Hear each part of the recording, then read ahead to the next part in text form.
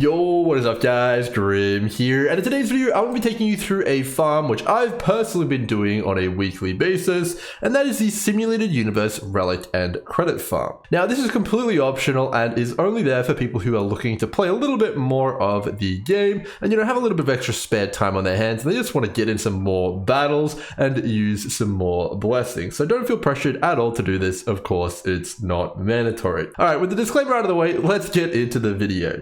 So we're all familiar with just how rewarding Simulated Universe is by now on a weekly basis. You can get stuff like free relics, you can get stellar jades, pulls, credits, the works. It's very rewarding. But after people cap out their Simulated Universe weekly runs, what if I told you that there was a whole lot more on the table there for rewards? So I've been running World 3 Difficulty 2, which unlocks at Trailblaze level 40 or Equilibrium 3. And all of the stuff you're about to hear is going to be based around slaying monsters and completing the objectives in this difficulty level. So if you're a higher Trailblaze level, you can expect higher rewards. And if you're a lower Trailblaze level, you can probably expect a little bit lower rewards. But when you get to my point, you'll be getting exactly the same rewards as me.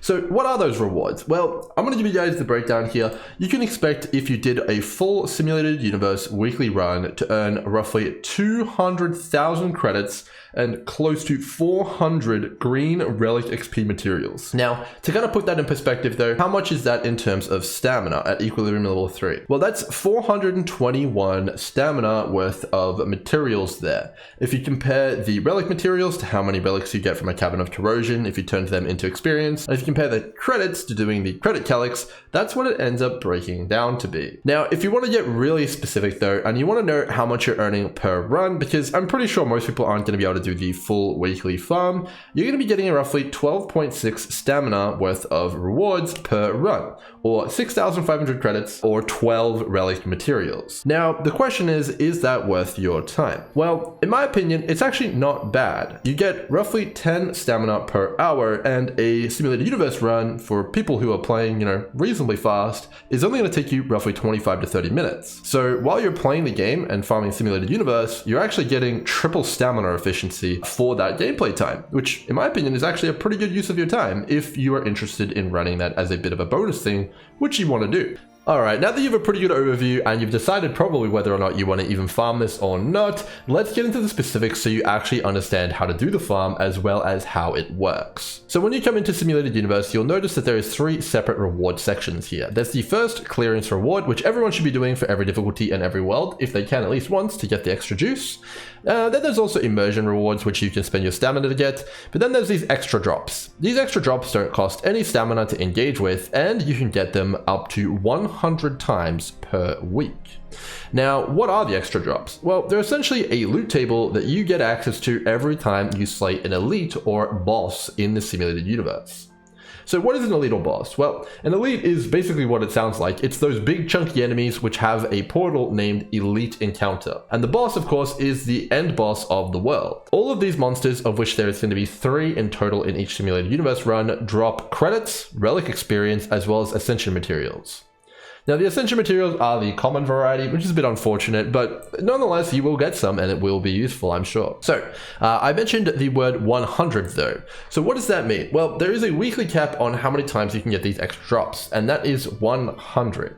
So in theory, you could kill the first elite 100 times, or you could do 33 full runs of this Simulated Universe, and that would give you your full rewards. Well, technically you'd have to do 33 runs and then 1 elite, but I digress, it is what it is. So that's pretty interesting. You could, in theory, do a super duper speedy strategy where you just kill the first elite and zone out and zone back in, or you could do 33 of those full runs and try and get them as fast as possible. What if I told you though that there's actually 2 massive ways to drastically increase your rewards though from these extra drops to get to the numbers that we were talking about earlier? Well, let's dive a little bit deeper into this. So first and foremost, as I alluded to earlier, your equilibrium level and the difficulty that you are running on drastically increases or decreases the rewards that you are getting. You can see here just visually the drops actually change. And what is actually determining the amount of credits, relic experience, as well as other things that you're getting is actually this number here, points on clearance. So for example, the points on clearance here, if you take a look and see this last difficulty world, it's double. So it's twice as hard. Overall, this is the number that scales how many credits you get, as well as how rewarding it is. So the World 3 difficulty 5 is very likely going to be over twice as rewarding as the difficulty 2, once we get there. So you can basically take all those values that I just quoted you before, and you can double them for the difficulty 5. There's also another way to increase your rewards, though, other than just increasing your difficulty. So of course, you've got 100 cap, so you're probably going to want to run the hardest difficulty you possibly can to get the most rewards out of that 100 cap.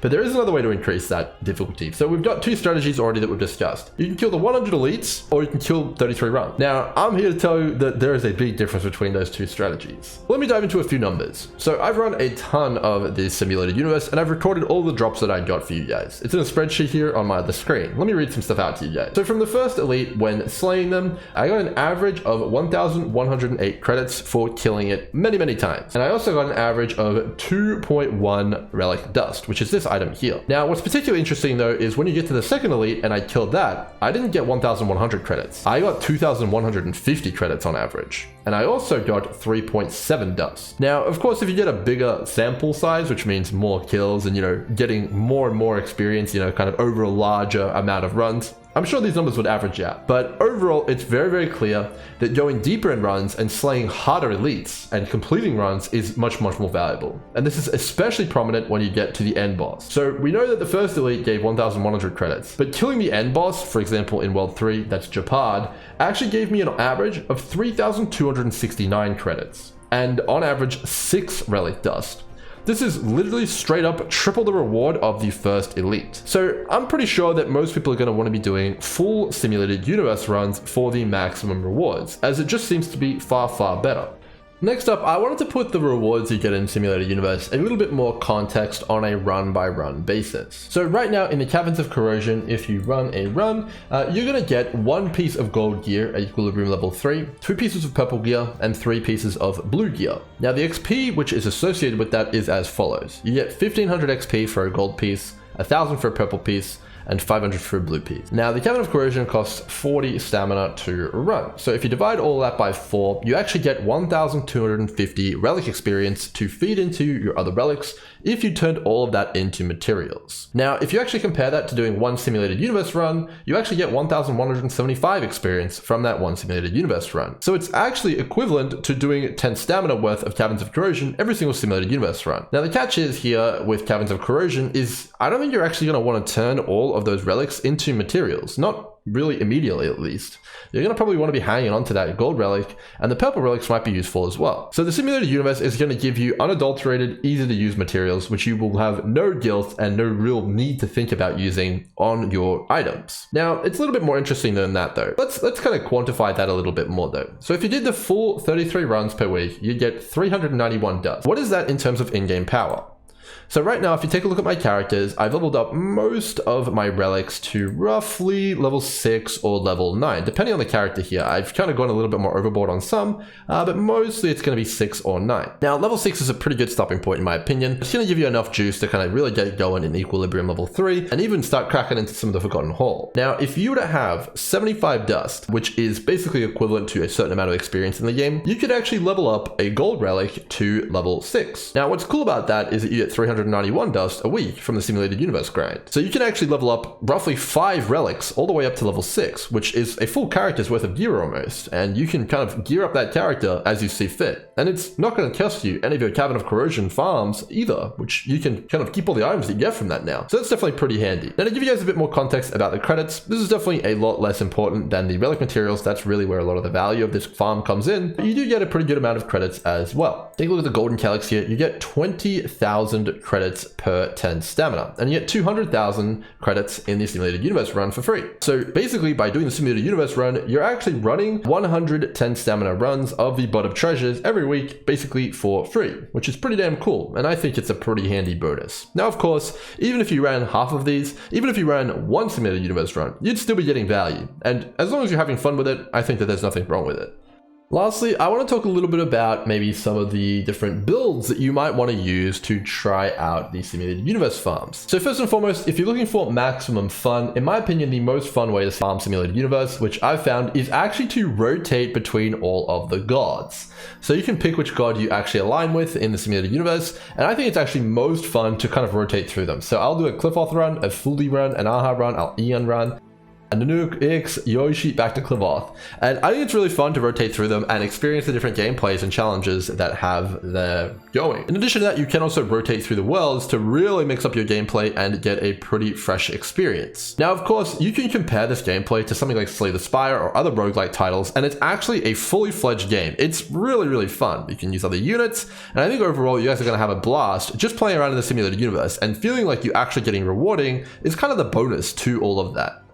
Now, if you're looking for the maximum juice, if you're looking for the min-max, I want to get those 33 rewards out of the way. At least in my opinion right now, for me, in terms of ease of use and juice and kind of like, you know, making it easy and not too hard, I would recommend the following. So right now, when I do World 3, I use the following team. Of course, this is just the characters that I have on my account, but you guys can emulate it or, you know, copy it or modify it as you see fit. So the team I'm currently using to farm my weekly simulated universe, when I'm trying to go for efficiency, is as follows. I use Sally in the first slot, I use Natasha in the second slot, and then I use March in the third and Trailblazer Fire in the fourth. Trailblazer Fire has Landau's, I think, Landau's gift on it, which basically increases their taunt value, so I always put them on the end. Now, this team is a preservation focused team.